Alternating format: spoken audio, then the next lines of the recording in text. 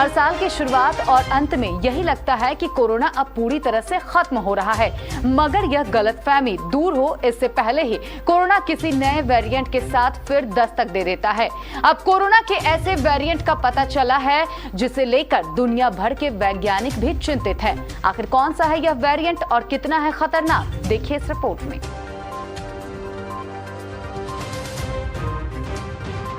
भारत में इस साल के मध्य तक कोरोना के मामलों में गिरावट दर्ज की गई थी।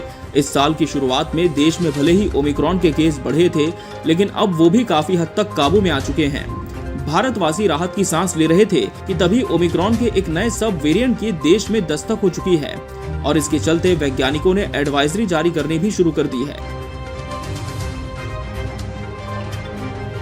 देश में आया कोरोना का ये नया वेरिएंट ओमिक्रॉन का ही एक सब वेरिएंट बताया जा रहा है। इसका नाम है BA.5.1.7। कोरोना का ये वायरस काफी तेजी से फैलने में सक्षम है। इसके पहले मामले के बारे में गुजरात बायोटेक्नोलॉजी रिसर्च सेंटर ने पता लगाया है। कोरोना के इस नए वेरिएंट के बाद हेल्थ एक्सपर्ट्स ने सावधानी बरतने की सलाह दी है। आपको बता दें कि चीन में कोविड-19 के मामलों में जिस तरह से तेजी आई है, उसके पीछे का मुख्य कारण BF.7 और BA.5.1.7 वेरिएंट ही बताया जा रहा है। ओमिक्रॉन के नए उप वेरिएंट BA.5.1.7 और BF.7 अत्यधिक संक्रामक माने जाते हैं और अब ये दुनिया भर में फैल रहे हैं। मैं यजिंदर शर्मा, सरपंच बौड़ा कला, सभी ग्रामवासियों को दीपावली की हार्दिक शुभकामनाएं देता हूं और आप लोगों से निवेदन करता हूं कि आने वाले 12 नवंबर को आप अपना प्यार और स्नेह वोट रूपी मुझे देकर कामयाब करें। इसी के साथ सभी का बहुत बहुत धन्यवाद। दरअसल भारत का स्वास्थ्य मंत्रालय देश में हुए पहले लॉकडाउन के बाद से ही समय समय पर कोविड प्रोटोकॉल का पालन करने की एडवाइजरी जारी करता रहा है, मगर हाल के कुछ महीनों में प्रतिबंधों में ढील मिलने से ये प्रोटोकॉल काफी हद तक कम हुआ है। आने वाले समय में देश में दीपावली का त्योहार भी बड़ी ही धूमधाम से मनाने की तैयारी है। ऐसे में कोरोना के इस नए सब वेरिएंट का आना बेहद चिंता का विषय बना हुआ है। वैज्ञानिकों के मुताबिक भले ही ये वेरिएंट अभी देश में तेजी से नहीं फैल रहा, मगर बावजूद इसके मास्क लगाने की अनिवार्यता बरकरार रखनी चाहिए। वहीं कोरोना के हल्के लक्षण दिखने पर भी तुरंत टेस्टिंग करवाकर खुद को आइसोलेट कर लेना चाहिए और पॉजिटिव आने पर डॉक्टरी परामर्श के साथ चिकित्सा शुरू करनी चाहिए। BF.7 वेरिएंट अन्य ओमिक्रॉन सब वेरिएंट की तुलना में पहले के वैक्सीनेशन और एंटीबॉडी से बच सकता है, इसलिए ये और अधिक संक्रामक माना जा रहा है।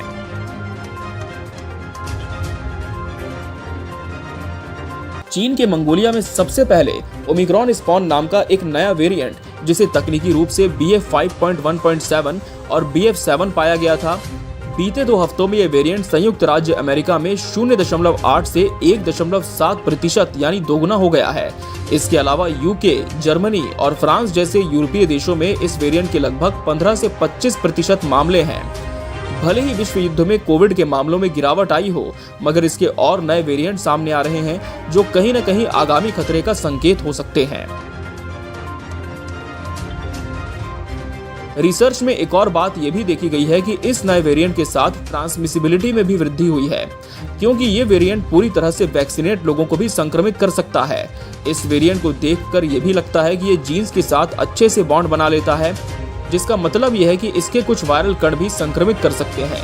इसलिए पहले वेरिएंट्स की अपेक्षा इस वेरिएंट का जोखिम अधिक है।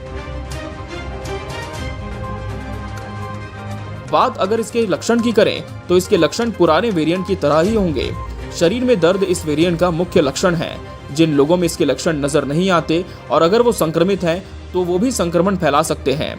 ऐसे में हम कह सकते हैं कि यह वेरिएंट भी एक अदृश्य खतरे के तौर पर देश में अपने पैर पसार सकता है, मगर कोविड प्रोटोकॉल का पालन करते हुए बहुत हद तक इसके प्रकोप से बचा जा सकता है। वीडियो को लाइक करें, शेयर करें और चैनल को सब्सक्राइब करें। खबरों के नोटिफिकेशन के लिए बेल आइकन दबाना न भूलें।